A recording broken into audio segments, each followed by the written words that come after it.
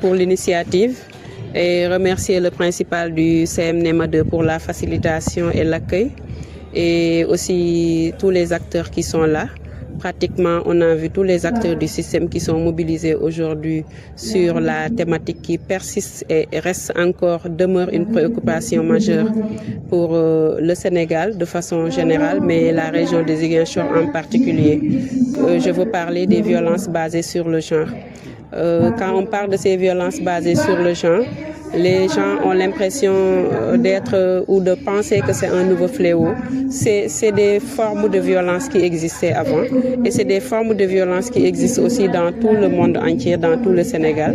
La particularité, c'est la façon dont ces violences-là se manifestent dans certaines zones.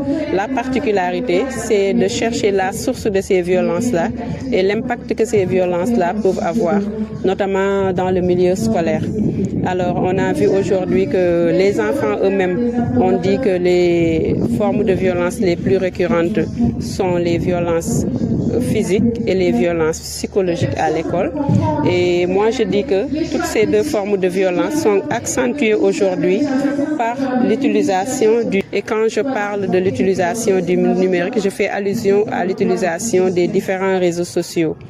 C'est l'utilisation de ces réseaux sociaux aussi non seulement impacte sur la propagation de ces violences-là, mais aussi a donné naissance à d'autres formes de violence qu'on appelle les nouvelles formes de violence, les violences numériques ou bien les cyberviolences, qui aujourd'hui, on ne peut pas le nier, font partie donc de ces causes-là qui sont qui baissent la performance de nos enfants à l'école. Donc si l'association Action communautaire pour tous intervient dans nos établissements, travaille avec nos cibles dans le cadre de la lutte et de l'éradication de ces VBG, nous en tant qu'acteurs au niveau central et institution, nous ne pouvons que s'en féliciter et les remercier davantage parce que c'est des choses que nous devions faire. Cette activité entre dans le cadre du projet qui nous lie avec Women's Global Education Project. Nous avons bénéficié de ce partenariat qui nous a permis de former des filles, les collégiennes, en leadership et en droits humains. Donc c'est un renforcement de capacité parce que c'est des élèves, elles ont eu à apprendre les droits depuis l'élémentaire. Nous, ce que nous faisons, c'est un renforcement de capacité pour les aider à mieux prendre en charge leurs études, à prendre conscience de ce qui les attend demain. Donc c'est dans ce cadre que nous sommes là. Aujourd'hui, l'activité d'aujourd'hui, c'est une université populaire. Donc l'université populaire, on inclut la communauté. Parce que quand on est à l'école, c'est l'école de la communauté. Ce n'est pas seulement les acteurs directs qui sont les enseignants et les élèves.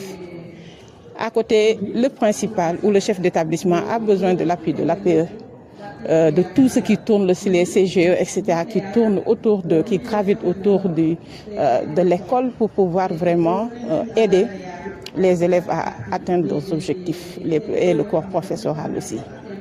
Donc l'université populaire aujourd'hui, c'est pour renforcer la sensibilisation, mettre l'accent sur la prévention des violences basées sur le genre bien sûr, de recueillir des informations de la population et des élèves aussi, parce que comme on a l'habitude de le dire, la vérité vient souvent des élèves, des enfants.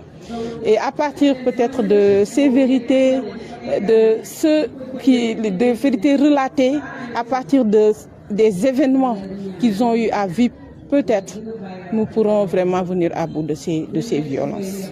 L'impact est énorme, parce que tout à l'heure, le principal nous a dit qu'il a remarqué une chose, qu'après la formation que ces élèves ont eu à bénéficier, elle a remarqué un leadership extraordinaire que les filles ont fait montre, notamment lors des levées de couleurs. Donc ça, c'est le civisme et beaucoup d'autres choses. Donc au cours de nos formations, nous avons sans cesse rappeler à ces filles leurs devoirs.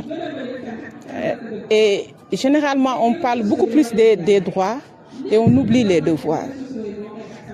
Cette activité a une grande importance. Pourquoi? Parce que nous sommes à Ziguinchor confrontés à une atmosphère de violence qui ne dit pas son nom. Et il est vraiment temps que tout le monde en parle. Dans beaucoup d'établissements, malheureusement, on note des cas de violence.